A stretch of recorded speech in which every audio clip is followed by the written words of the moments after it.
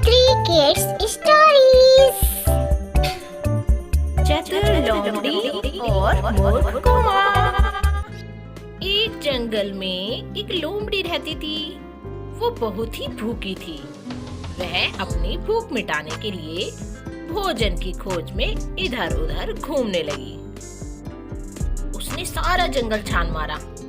जब उसे सारे जंगल में भटकने के बाद भी कुछ न मिला तो वह गर्मी और भूख से परेशान होकर पेड़ के नीचे बैठ गई। अचानक उसकी नजर ऊपर गई। पेड़ पर एक कौवा बैठा हुआ था। उसके मुंह में रोटी का एक टुकड़ा था। कौवे के मुंह में रोटी को देख उस भूखी लोमड़ी के मुंह में पानी आ गया। वह कौवे से रोटी छीनने का उपाय सोचने लगी। उसे अचानक एक उपाय सूझा और तभी उसने कौवे को कहा, कौवे भाई, तुम बहुत ही सुंदर हो। मैंने तुम्हारी बहुत प्रशंसा सुनी है। सुना है तुम गीत बहुत अच्छा गाते हो। तुम्हारी सुरीली मधुर आवाज की सभी दीवाने हैं। क्या मुझे गीत नहीं सुनाओगे? कौवा अपनी प्रशंसा को सुन बहुत खुश हुआ। वह लोमड़ी की मीठी मीठी बातों में आ गया और बिना सोचे समझे उसने गाना गाने के लिए मुंह खोल दिया।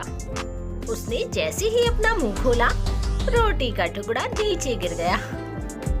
भूखी लोमड़ी ने झट से वह टुकड़ा उठाया और वहां से भाग गई।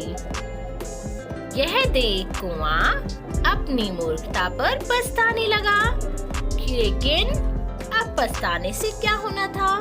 चतुर लोमड़ी ने मूर्ख कौवे की मूर्खता का लाभ उठाया और अपना फायदा किया।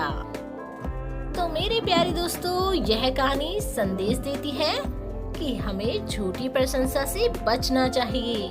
कई बार हमें कई ऐसे लोग मिलते हैं जो अपना काम निकालने के लिए अपनी झूठी तारीफ करते हैं और अपना काम निकालते हैं। काम निकल जाने के बाद फिर हमें पूछते भी नहीं हैं। ब्राह्मण का सपना। एक गांव में स्वभाव करीपन नामक ब्राह्मण रहता था। वह घर जाकर भिक्षा मांगता था और भिक्षा में प्राप्त अन्न से अपना जीवन निर्वाह किया करता था। भिक्षा में प्राय उसे गेहूं का आटा मिलता था, जिसमें से वह थोड़ा भाग खाता और शेष को घड़े में भरकर घड़े की रस्सी की सहायता से खूंटी पर टांग दिया करता था। वह खूंटी पर लटके घड़े के नीचे ही अपनी खाट लगाकर सोया करता था। खाट पर लेटे लेटे वह तब तक उसे घड़े को देखता रहता जब तक उसे नींद नहीं आ जाती। वह सोते सोते सपना देखने लगा।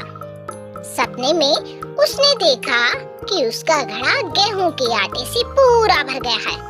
वह अकाल का समय है।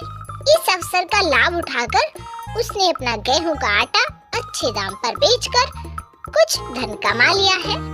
उस धन से उसने 2 बकरियां खरीद ली है और धीरे धीरे बकरियों की संख्या बढ़ने लगी है और उसके पास बकरियों का झुंड हो गया है।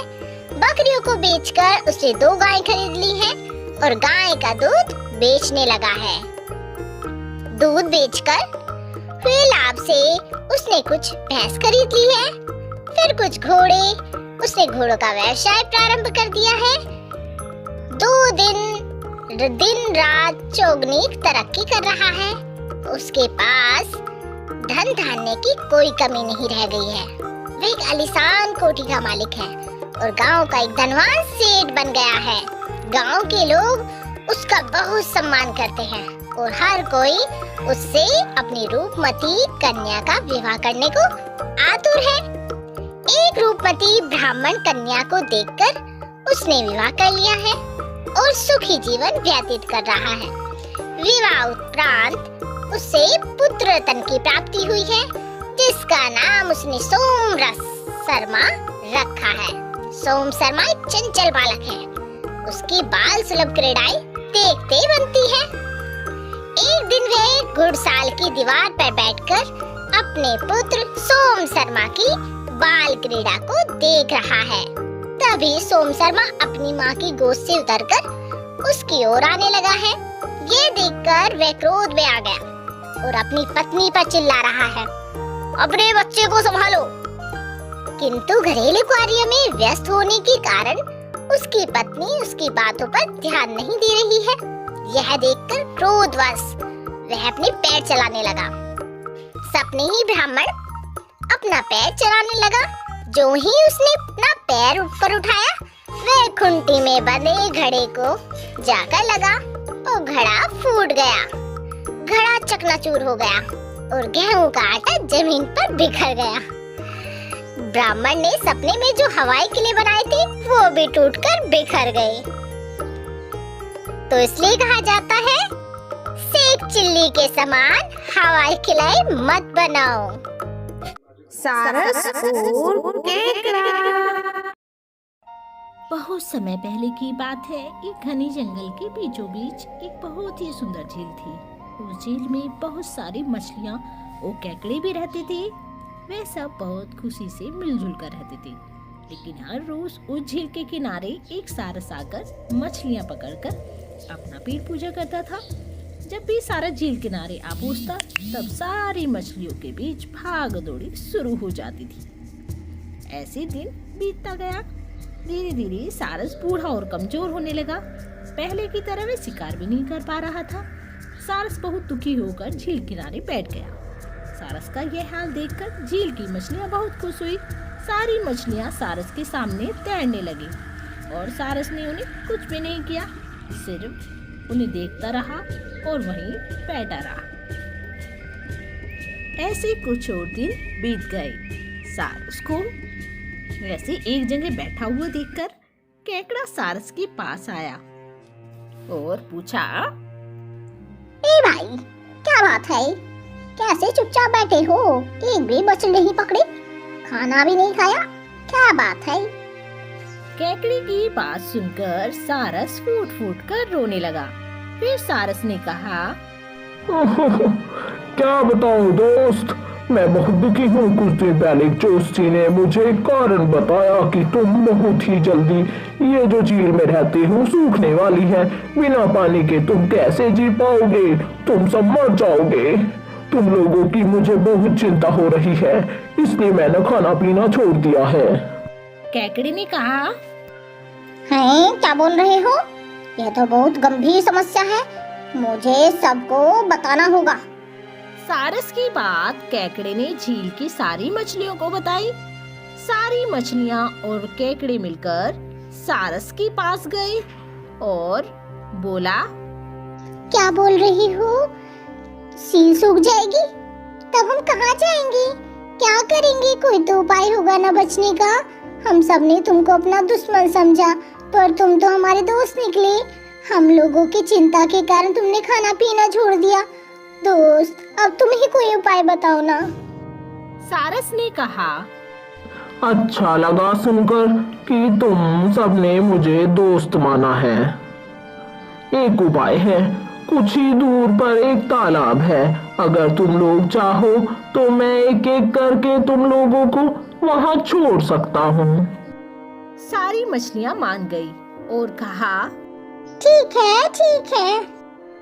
तालाब में पहुंचने के लिए अगले दिन से सारस एक एक मछली को अपने चोंच में लेकर जाना शुरू किया। ऐसे कुछ दिन बाद केकड़े की बारी आई। सारस केकड़ों को लेकर रवाना हुआ। कुछ दूर जाने के बाद केकड़े ने सारस को पूछा, ए भाई, यह तालाब और कितनी दूर है? यह बोलकर सारस एक बड़े सी पत्थर पर आकर बैठ गया। केकड़े की बात सुनकर सारस हंसने लगा और कहने लगा, तालाब? कैसा तालाब? यहाँ कोई तालाब नहीं है। मैं तो खाने के लिए तुम सबको यहाँ लेकर आ रहा हूँ। इतने दिनों से मछली खा कर बोर हो गया हूँ। आज बहुत मजा आएगा तुमको खाकर। आसपास देखो, तुम्हारे सारे दोस्तों की हड्डियाँ। अब तुम्हारी बारी है, यह देख। बात सुनकर केकड़ा बहुत गुस्सा हो गया और अपने आप को बचाने के लिए अपने दोनों हाथों से सारस का गला दबा दिया और कुछ देर बाद सारस मर गया। फिर केकड़ा अकेले झील वापस आ गया और बाकी मछलियों को सारस के जाल के बारे में बोला और कैसे उसने सारस को मार डाला यह भी उसने सारी मछलियों को बताया। सारी मछलियां बहुत खुश हुई और निश्चित होकर झील में रहने लगी। तो प्यारे दोस्तों, इस कहानी से हमें यह सीख मिलती है कि हमें हर काम सोच समझ कर करना चाहिए और किसी की बातों में नहीं आना चाहिए। तो प्यारे दोस्तों, आपने इस कहानी से क्या सीखा? कमेंट करके जरूर बताना और चैनल को सब्सक्राइब जरूर कर देना, जिससे हमारी नोटिफिकेशन सबसे पहले आपको मिले।